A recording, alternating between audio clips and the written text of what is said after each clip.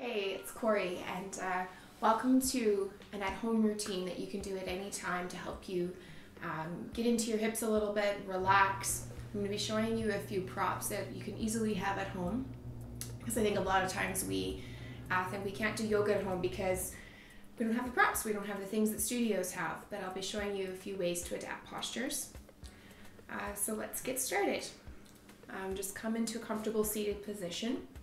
If you feel like you're really leaning back like this, you can always bring a towel, just any kind of towel, and prop it underneath your bum. This tilts your pelvis forward, and then you easily sit up straight. Bring your left hand to your left knee, right hand to your right knee. And if it feels comfortable for you, just close your eyes. And just start noticing your inhales and your exhales. And then take a deep breath in and sigh it out. Next inhale, you extend your spine, look up. Exhale, round through your spine, look all the way down. This is called seated cat-cow. Inhale, look up. Exhale, round down. And one more time. Exhale, round down. It's always a good idea to start with some spinal mobility just to loosen things up a little bit. Opens up your chest as well. On your next inhale, right hand comes down, left hand up. And then the other side. Again, left hand down, right hand up.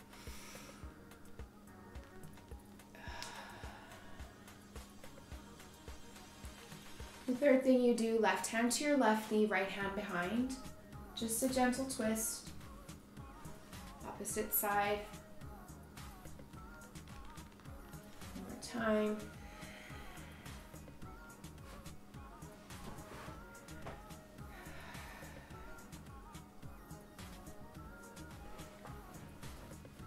And then moving into a little bit for the hips. Left leg is parallel to the front, right leg twist out to the side. And you just gently rock onto your feet and your bum. And then you twist to the other side. Move back and forth a few times.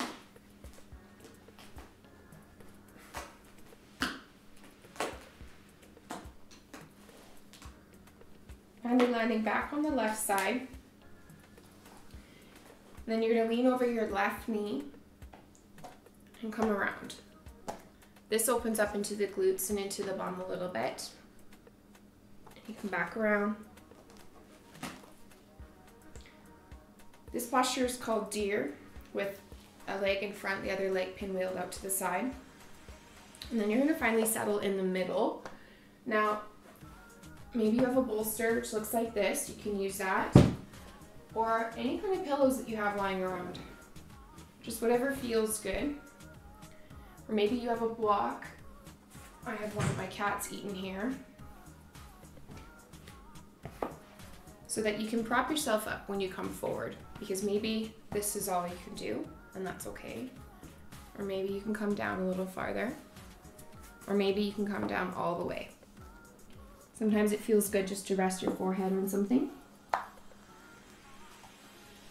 And we'll hold this posture for about 3 minutes, just enough time so that your body can kind of rest into it.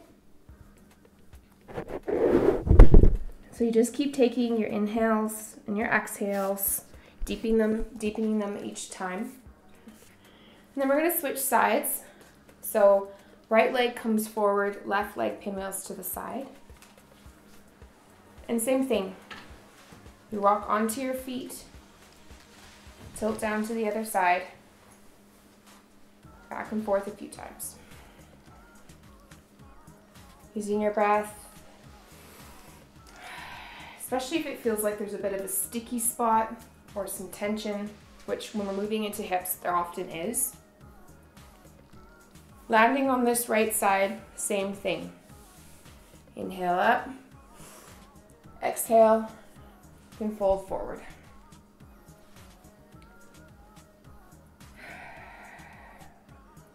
In these type of postures, they're called yin. So we're moving into fascia, tension, ligaments. Holding them for 3 to 5 minutes allows the body to release and relax into it. So sometimes maybe you come into this and you feel stuck here. Using your breath, then you exhale, and you can usually let go a little bit farther, and then maybe you get stuck here. Inhale, and you can exhale a little bit farther.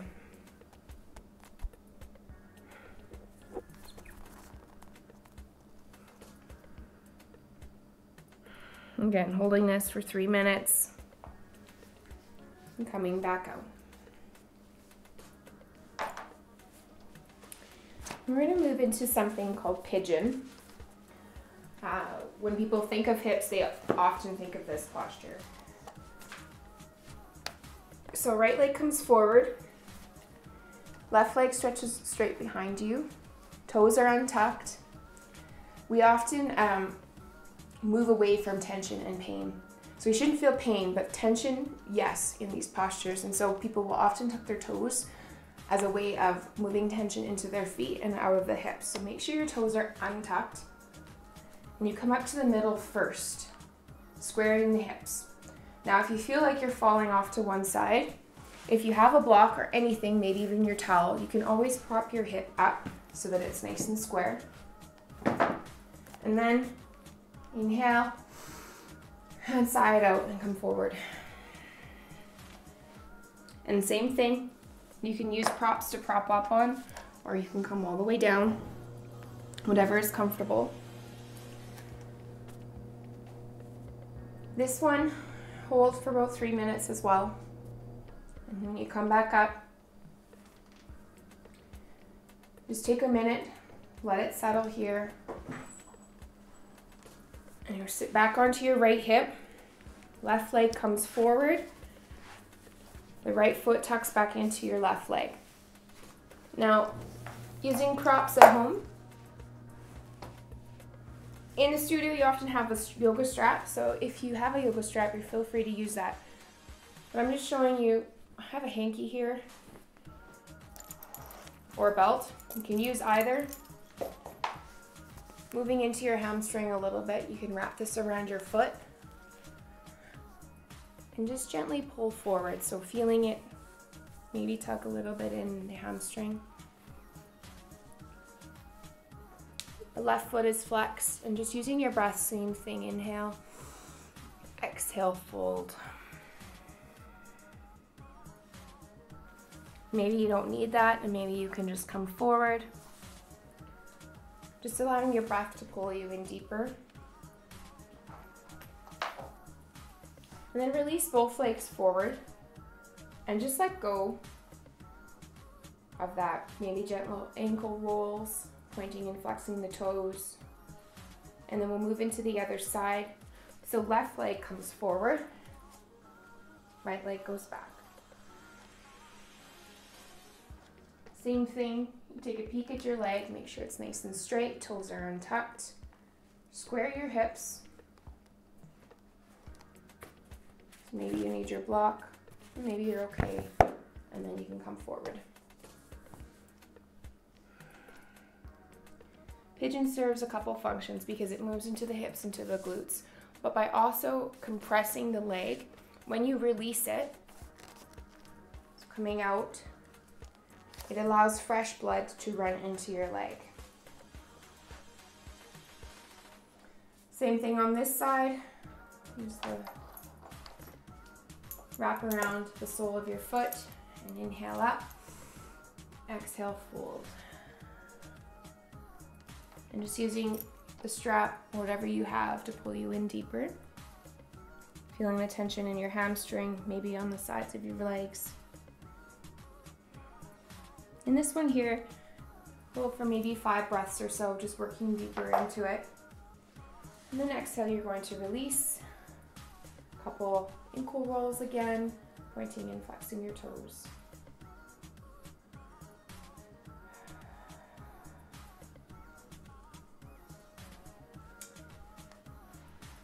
And then we're going to do something called half heroes. So I really like to do half heroes with my bolster, but if you don't have a bolster, a long pillow like this, any pillow will work. Just something you can stick underneath your back. So lengthwise down your mat. I'll start with the left leg. So the leg bends the opposite direction, so your heel is more by your bum. Right leg stretches out in front. Your bolster or your pillow moves to the flat part, the sacrum of your back. And then you just gently lay down over top.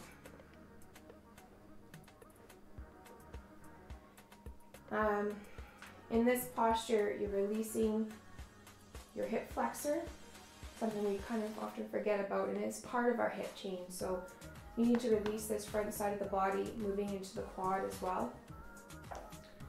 Arms just go wherever is comfortable. In 3 to 5 minutes here. Just letting go.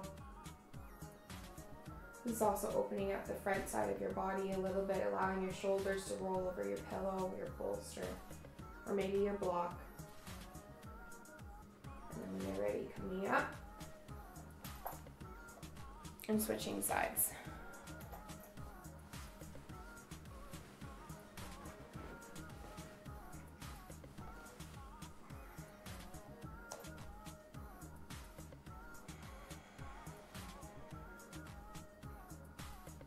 The nice thing about doing half heroes versus doing full heroes, which is both legs, is that you can focus on one side at a time so the body doesn't compensate.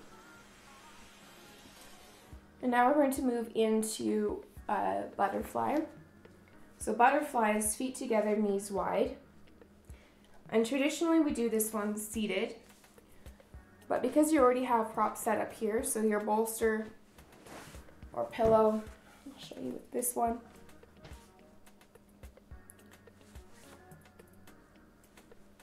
You're just going to lay back over your prop. Feet together, knees wide.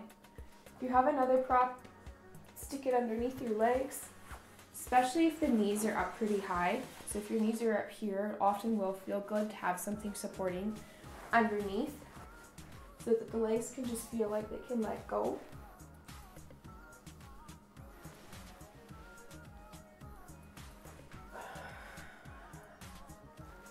And same thing. Sometimes it feels good to have arms out by your side. Sometimes it feels good to have left hand on your heart, right hand on your belly. Maybe even cactus arms if that feels good. This posture is really good to be holding for longer, so 5 to 10 minutes. Because your back is supported, your body can really let go and really feel into it. You can close your eyes if that's comfortable. Let your hips go, let your chest go.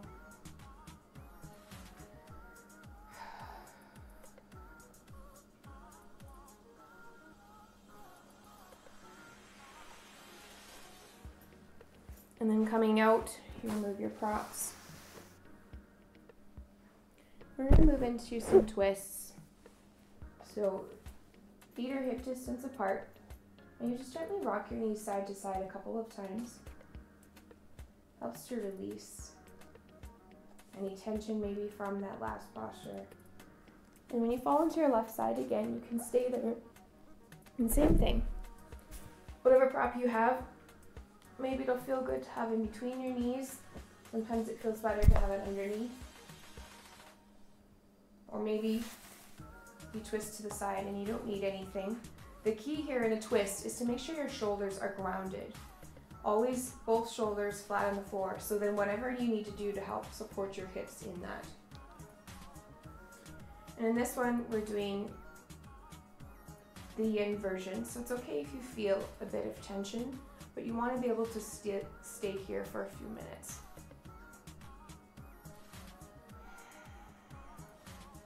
And then when you're ready, knees come back up to center, rock your knees side to side again.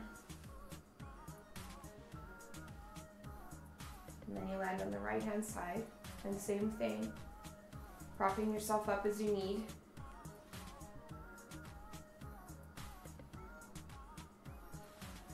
Twists are really good for detoxifying the body, so especially in the winter it really helps to have a twist or two in a practice to just kind of let everything go.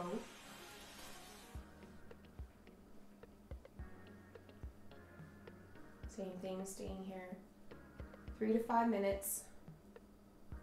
And when you're ready, you come out. Do a little bit more mobility before we settle in. So take your strap of choice. Take this guy.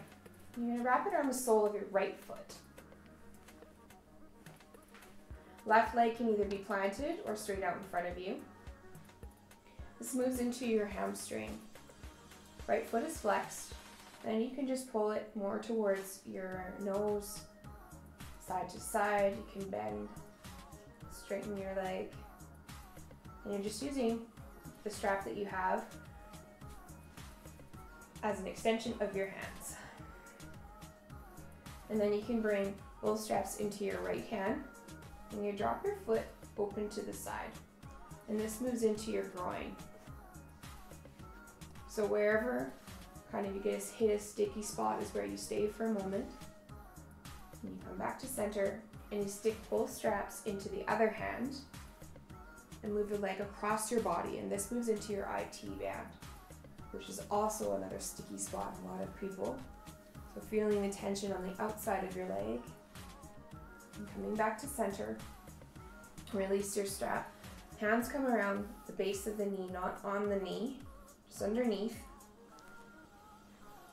Bring your knee into your chest and you just gently rock it side to side, maybe taking a circle one direction, a circle another way. Helps to release the hip and also moving into that hip flexor again. And then hand comes underneath the knee by the hamstring. Heel up towards the ceiling, flex your toes, and knee moves more towards your armpit. This is half happy baby. This moves more into the glutes and lower hamstring. And release. And we'll move to the other side. Taking your strap around the sole of your foot, up towards the ceiling. Right leg can either be bent or straight. And then you bend your knee, straighten it, move side to side. And both straps move into your left hand for your groin stretch. And again, wherever you land, doesn't really matter as long as you're feeling on the inside of your leg. And then straps go into your right hand, across your body. You start to feel the tension on the outside of your thigh for your IT band. Back to center and release. Hands come around the base of your knee, the shin here. Pulling your knee into your chest for wind removing pose. And then side to side. This also might feel good for the lower back, helping to release it.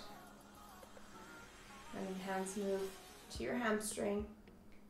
Foot is flexed, heel up towards the ceiling, knee moves more towards the armpit for half happy baby.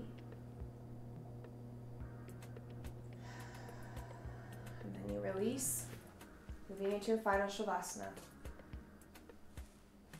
Maybe it feels good to be flat on your back. If you're on a hard floor, it might not. Maybe you want to be more padded, you can always place a pillow underneath your knees. Legs out in front of you, arms by your side. And don't be tempted to skip Shavasana. Shavasana is the most important part of any practice. It's where you integrate everything you just did. So moving into Shavasana, and even if you just take 5 breaths, 5 of the deepest breaths you've had, just absorbing the benefits of that practice, of that time you took before you move on. Thanks for joining me for a home practice. Namaste.